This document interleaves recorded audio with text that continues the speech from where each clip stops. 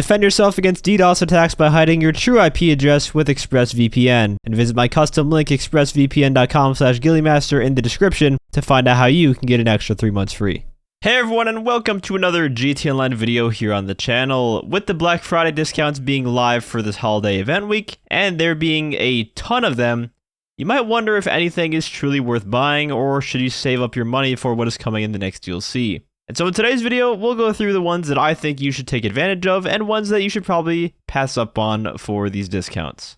And this is going to be a recommendation if you are super short on money, by the way. If you can afford to buy everything here, then this video probably will not be of use to you.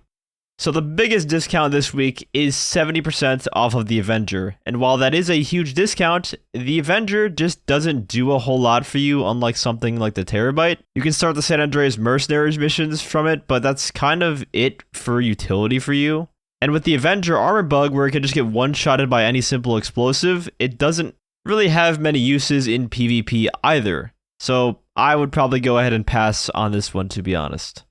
And speaking of the Terrorbyte and its upgrades are all 50% off. And if you're someone who uses their businesses a lot, I actually do think the Terrorbyte is very much worth it if you get the master control terminal for it. That just allows you to run your businesses a whole lot easier and a whole lot simpler. And you also need a Terrorbyte to upgrade one of the best grinding vehicles in the game with the Oppressor Mark II. So I would say it is very much worth it in the long run to own a Terrorbyte.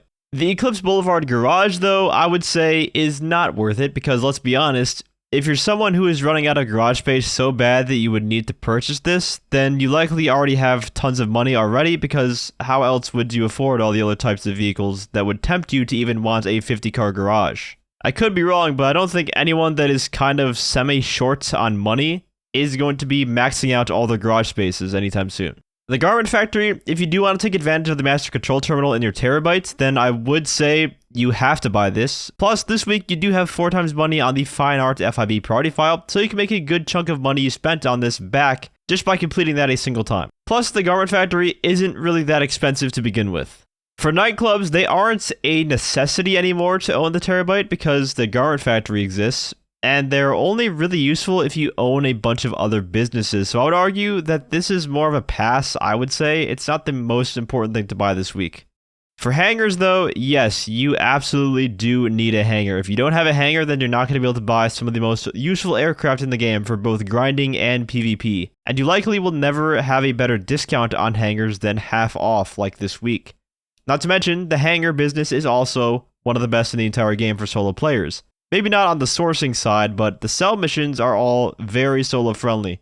So the hangar is just a great buy, and I would recommend you buy the LSIA hangar location instead of the military base hangar, which I know some people will disagree with me on that statement, but I just think the LSIA hangar is the overall better location. It allows you to repair your aircraft in between missions without having to fly all the way up north to the military base. It's also just a better spawn location for you when you join new lobbies and spawn in the hangar.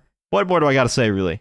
The hands-on car wash, really, it's not that big of a money maker, and it's one of those things where you kind of need every other business in the game to make any sort of decent income off of the passive part of the business. I would say the car wash is one of the last businesses you should buy in gtaonline, and I guess that also goes for the heli tours and Smoke on the Water because they're also attached to the hands on the car wash business. Wouldn't recommend. And the final property, the high-end apartments. I mean, these are pretty cheap to begin with. If you really need some more garage space, forking over a couple $100,000 shouldn't set you back all that much. So if you really need garage space, I guess you can go ahead and purchase one. Although perhaps it would be considered a waste considering the mansions are going to be coming out and you might as well just save your money on those to get more garage space if that's really all you're buying it for. Alright, now for the vehicles that are on sale, since there are so many of them, I'm just going to go over the ones that I think are truly worth your money, ones that I think have intrinsic value in both PvE and PvP, or just ones that are very good within their respective car class. So first up, the Mammoth Rayu is 40% off. If you don't have a Rayu, buy this right now. This is probably the lowest you'll ever see the Rayu cost, and it is the best jet in the game for grinding. If you pair the Rayu with ground resupplies for the hangar business, it's going to significantly decrease the time it takes you to run those resupply missions. I just really cannot recommend the Rayu enough, even if it is a bit OP and annoying in PvP. In PvE, it is a must-have vehicle. Next, I recommend the Pegasi Toreador. It's 40% off, and it's a good Oppressor Mark II counter. Really not much else to say about it, really. If you mainly play PvE, then you probably can just pass on this vehicle because it doesn't really have any value in PvE. You're much better off just using a Mark II Oppressor or Sparrow than you are with a Toreador if you're doing anything PvE related. Other than that though, I honestly don't think any of the other vehicles on sale are must-haves. There are some good ones, don't get me wrong, things like the Ghillie, the Deluxo, the B11 Strike Force, but I just don't think that those are must-buys like the Rayu or Toreador would be. The Deluxo, let's be honest, is just railgun fodder these days. The Strike Force is mainly a PvP aircraft, and the Ghillie is a tank in the year 2025, and we all know how tanks are. So for someone that is somewhat short on money, let's just say, those are not must-buys. Those aren't vehicles you need to have in your arsenal. And as for regular vehicles, the Banshee GTS is a nice buy, I will say, but the way that I think about it is in a couple of weeks, we likely are getting the new fastest car in the game in the new DLC. So you're going to spend a few $1,000,000 on the Banshee GTS, let's just say, and then not really get that much use out of it because then you'll want to play with the new cars when the DLC drops that will also be very expensive and will probably be faster as the power creep grows with the land vehicle speeds. Maybe that's just me though. If you really like regular vehicles, then maybe you think differently. But I just find regular vehicle cars a horrible thing to spend money on if you are short on cash. You always want to buy things that will help you make more money in the beginning and the cars just come later. Now with that being said, assuming you still want to go through with purchasing some cars, then these are the ones that I recommend. First of all, the Benefactor LM87, this is 30% off, and it is a very, very good handling supercar. This vehicle is good for one reason and one reason only. And that is to win races that have tons of turns. You could practically take turns like this thing is an F1 car. That's how good it grips to the road.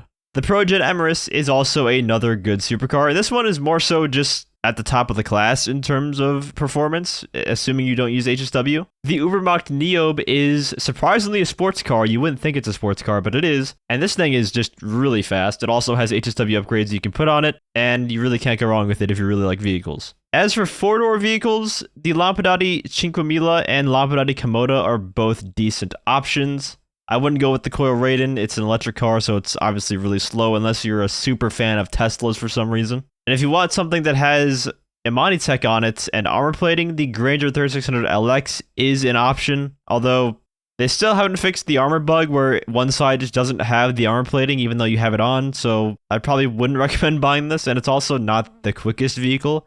You're probably much better off just buying the Bravado Buffalo STX, which is also on sale. Anyways, that is my buyer's guide for the Black Friday 2025 event week in GTA Online. Let me know your thoughts down in the comments. Do you agree with my choices? And if you enjoyed the video or found it helpful, feel free to leave a like as well as subscribe to my channel for more GTA Online content. I also want to give a huge shout out to all of my channel members for your support. If you'd like to become a member for some exclusive perks, you can either use the join button or the link that's down in the description. And as always, thanks for watching and have a great day.